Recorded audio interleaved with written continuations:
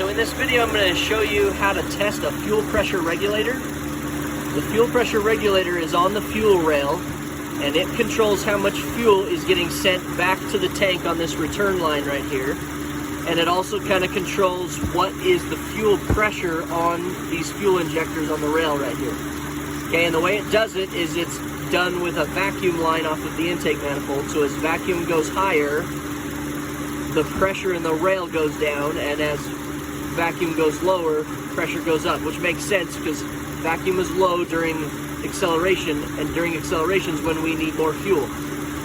Okay, so the first thing I look for when I'm testing a fuel pressure regulator, if you were suspecting it, is I pull this vacuum line off and I make sure that there's no fuel leaking out of this line right here, or this hose connection.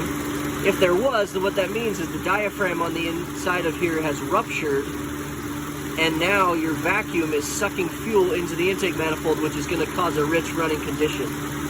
That's not the case here. I don't have a problem with that. So next, we're just going to test to make sure that this fuel pressure regulator responds to vacuum changes. So I'm going to plug in my vacuum gauge, and we're going to look at my fuel pressure, which I have plugged in right here, while I apply a vacuum. So when I apply a vacuum, we should see this fuel pressure drop,